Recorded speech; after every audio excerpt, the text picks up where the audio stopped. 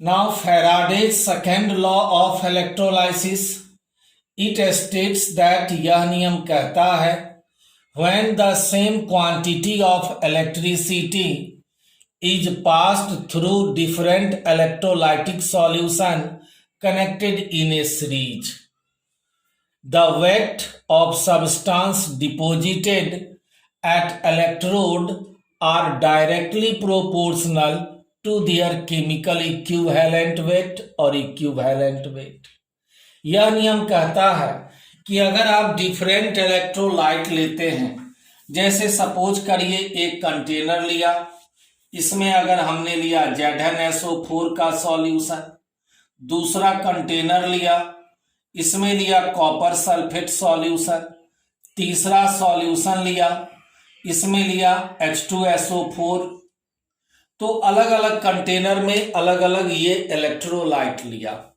प्रत्येक में कैथोड और एनोड को डुबाया गया। कैथोड और anode, anode positive charge, cathode negative charge, और इस सब को एक सीरीज में जोड़ दिया गया। सीरीज का मीनिंग है plus minus plus minus plus minus.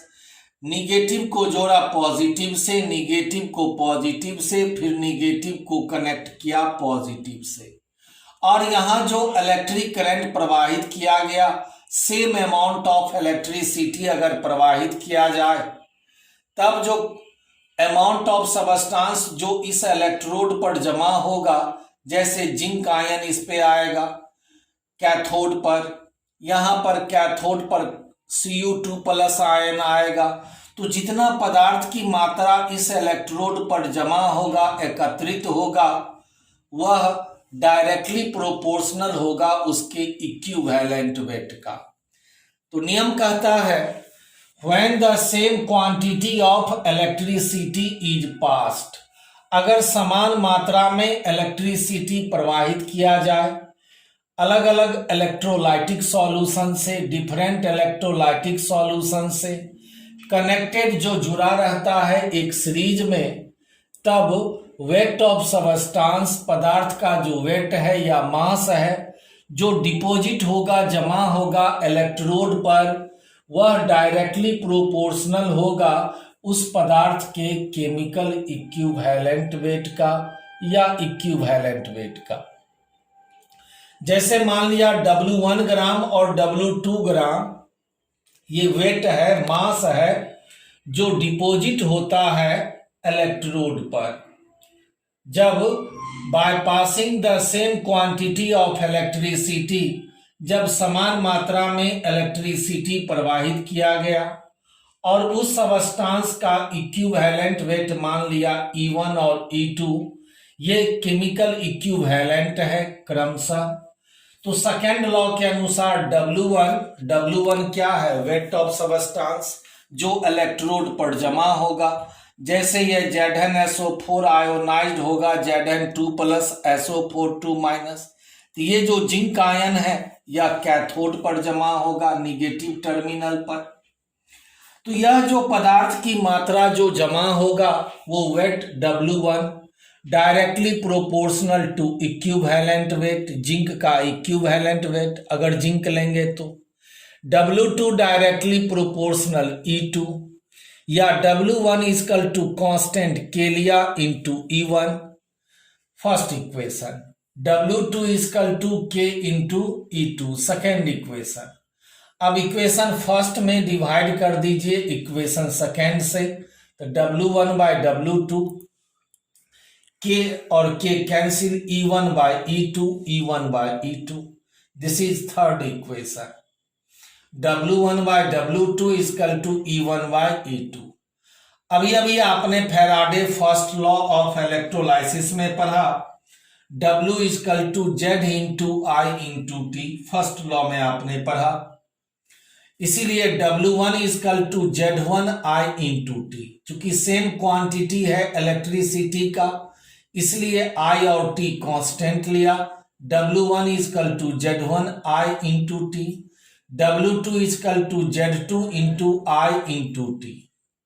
अब ये W1 और W2 का जो वैल्यू है, इसे आप यहां रख दीजिए इक्वेशन थर्ड में। Now putting the value of W1 and W2 in equation third we get. अब W1 की जगह पर क्या लिखेंगे, Z1 IT और Z1 IT. W2 की जगह पर क्या लिखेंगे, Z2 into I into T. IT cancel. Z1 by Z2 is equal to E1 by E2.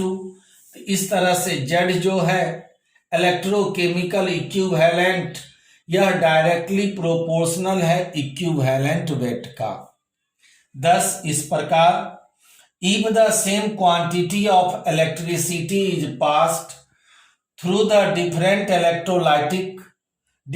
electrolytes, अगर समान मात्रा में इलेक्ट्रिसिटी प्रवाहित किया जाए डिफरेंट इलेक्ट्रोलाइट से, जो कनेक्ट रहता है, जुड़ा हुआ रहता है एक सीरीज में, तब जो इलेक्ट्रोकेमिकल इक्विवेलेंट है Z, यह डायरेक्टली प्रोपोर्शनल होता है केमिकल इक्विवेलेंट E का डायरेक्टली प्रोपोर्शनल होता है. The quantity of electricity या चार्ज रिक्वायर्ड फॉर ऑक्सीडेशन और रिडक्शन, ऑक्सीडेशन या रिडक्शन के लिए जितनी मात्रा में इलेक्ट्रिसिटी की आवश्यकता होती है वह डिपेंड करता है stoichiometry of electrode reaction, electrode reaction के स्टिकियोमेट्री पर. जैसे यहां देखिए Ag प्लस सिल्वर आयन, एक प्लस चार्ज एक इलेक्ट्रॉन गेन किया, कन्वर्ट हुआ सिल्वर में. Gain of electron, electron gain हुआ, तो इस प्रोसेस को आप कहेंगे रिडक्शन. तो यहां 1 मोल सिल्वर आयन है और यह 1 मोल इलेक्ट्रॉन गेन किया. 1 mole of electron is required, 1 mole electron की आवश्यकता होती है for the reduction of 1 mole of silver ion. 1 mole silver ion के रिडक्शन के लिए 1 मोल इलेक्ट्रॉन की आवश्यकता होती है. आपने पढ़ा होगा चार्ज ऑन 1 इलेक्ट्रॉन, एक इलेक्ट्रॉन पर कितना charge, 1.602 into 10 to the power -19 coulomb. ये एक इलेक्ट्रॉन का चार्ज है. तो 1 मोल इलेक्ट्रॉन का चार्ज क्या होगा, 1 मोल आपने पढ़ा है 6.022 इंटू 10 टू द पावर 23 पर मोल. इसको मल्टीप्लाई कर दीजिए 1.602 into 10 to the power -19 coulomb. Coulomb दोनों को मल्टीप्लाई किया 96,487 कूलम पर मोल. लगभग इसे हम लोग जनरली लिखते हैं 96,500 कूलम पर मोल. इसी को 1 फैराडे कहते हैं, 1 फैराडे. याद रखेंगे 96,500 coulomb per mole. 1 Faraday equal to 96,500 coulomb. अब याद कीजिए according to Faraday's first law में आपने पढ़ा W equal to Z into Q, ये आपने अभी पढ़ा. अगर Q के जगह पर लिखे 96,500 कूलम, तब यहां W के जगह यह W क्या है, तब यह ग्राम इक्विवेलेंट कहलाएगा E. तो W की जगह E equal to Z into 96,500, या यहां से Z equal to E by 96,500. फिर आपने पढ़ा W equal to Z into Q यहां पर. अब यहां Z और Q के जगह पर I इंटू T लिख सकते हैं, या फिर W इक्वल टू Z के जगह पर लिखेंगे E by 96,500, E by 96,500 into I into T. तो W वेट ऑफ सबस्टांस जो डिपोजिट होगा इलेक्ट्रोड पर is equal to E equivalent weight, I current of electricity, T second by 96,500. तो ये सब था Faraday's law, Faraday's first law and Faraday's second law. कल इसी से रिलेटेड हम लोग कुछ इंपॉर्टेंट प्रॉब्लम देखेंगे, इसी फैराडेज लॉ से रिलेटेड. तब तक इसे अपने कॉपी में नोट करें, अच्छी तरह से लिखें, घर में रहें, सुरक्षित रहें। All the best.